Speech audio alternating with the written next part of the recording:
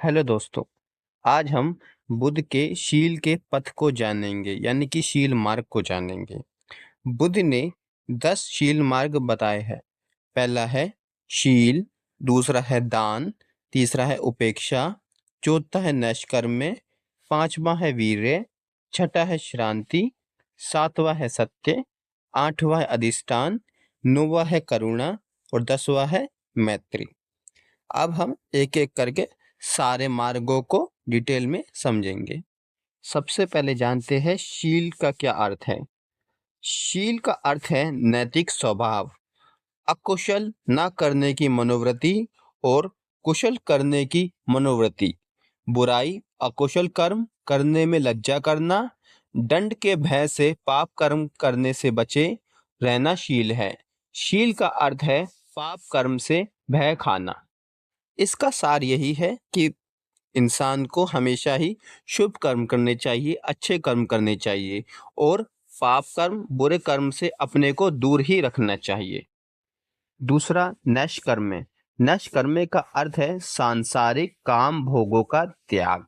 इसका मतलब है जो हम बहुत ज़्यादा वर्ल्डली प्लेजर में लगे रहते हैं, बहुत ज़्यादा पैसे के पीछे भागते हैं, बड़े बड़े मकान के पीछे भागते हैं, इन सारी चीज़ों को त्याग करना। त्याग इन द सेंस ये है कि मिडल पाथ में रहना, पागल ना हो जाना इन सब के पीछे। इसके बाद आता है दान। दान का अर्थ है बदले में किसी भी प्रकार की आशा के बिना दूसरे की भलाई के निमित्त अपनी संपत्ति के को ही नहीं, बल्कि अपने रक्त, अपने शरीर के अंगों और यहाँ तक कि अपने प्राण तक को दूसरों को अर्पित कर देना। इसका मतलब ये है कि हमें जो अभी हमारे पास है, हमारी अपनी श्रद्धा के अनुसार लोगों में बांटना चाहिए। गरीबों में बांटना चाहिए या उन लोगों में बांटना चाहिए जिनके पास ये बिल्कुल भी नहीं है। इसमें बुद्ध एक चीज़ ये कहना चाहते हैं कि आप जब दान दें तो कोई अपेक्षा ना रखें कि मुझे बदले में ये मिलेगा, लोग मेरी तारीफ करेंगे। ये सब नहीं, आपको जो देना है आप दीजिए, वो आपके पास लौट के आएगा, 100 गुना लौट के आएगा। पर कोई उससे एक्सपेक्टेशन मत रखिए, कोई अटैचमेंट मत रखिए और ना ही किसी को दिखाने के लिए ये कीजिए। इसके बाद आता है वीर्य।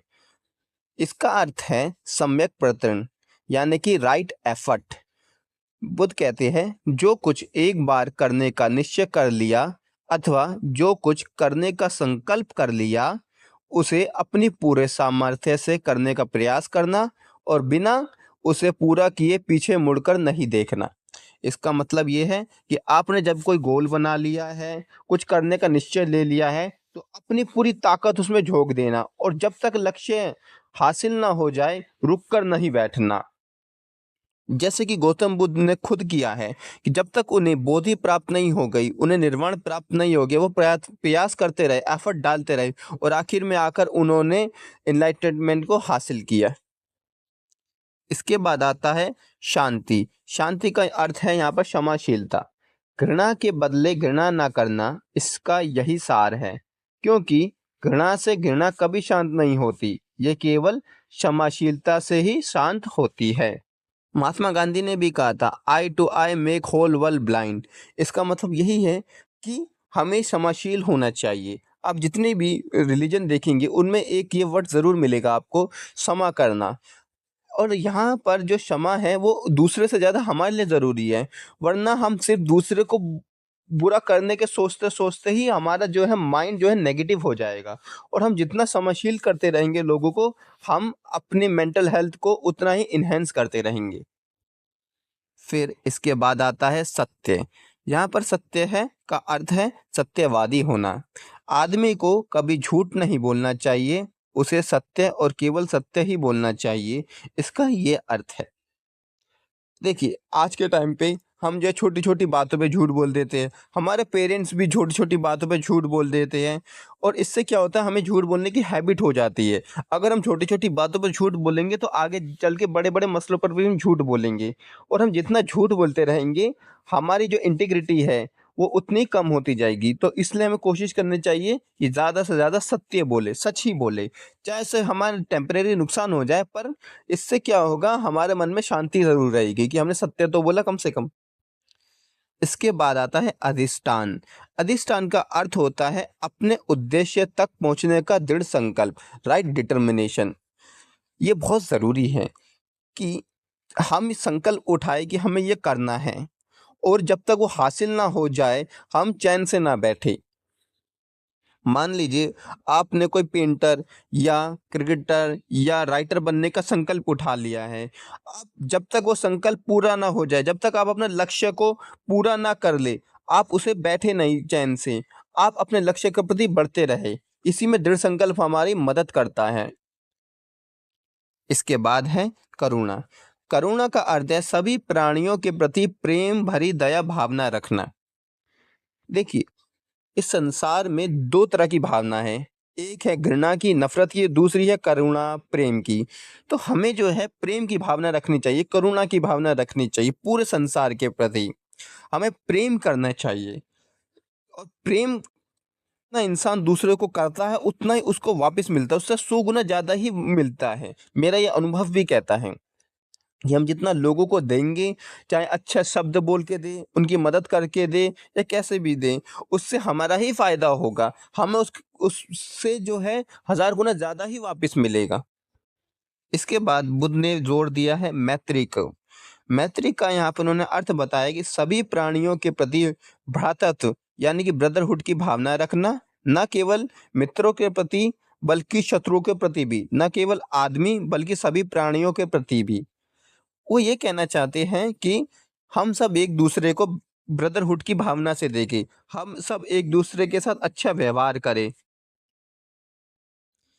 ना सिर्फ अपने आसपास या अच्छे करीबियों के प्रति भी, यानी कि अपने दुश्मन, अपने शत्रुओं के प्रति भी मन में उनके लिए कोई बुरी भावना ना लाए, अच्छी भावना लाए। और केवल इंसानों के प्रति ही नहीं, जानवरों के प्रति भी, कि ये जो पक्षी है, ये जो जानवर है, इनके लिए भी अच्छा करने का सोचें। इसके बाद हम आते हैं उपेक्षा के ऊपर। उपेक्षा का मतलब है अनासक्ति, यानी कि नॉन अटैचमेंट।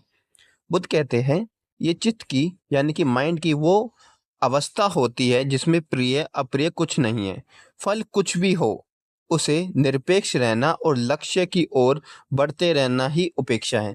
इसका मतलब ये है कि आप अपना कर्म कीजिए, आपके हाथ में काम करना है, मेहनत करना है, ठीक है, आपने वो की, फिर आप अपना जो माइंड है उससे डाइवर्ट कर लीजिए, उसे हटा लीजिए, अटैच मत रहिए। क्योंकि अगर आप अटैच रहेंगे तो आप इसी के लिए परेशान होते रहेंगे कि मुझे मेरा मनचाहा फल मिलेगा या नहीं मिलेगा।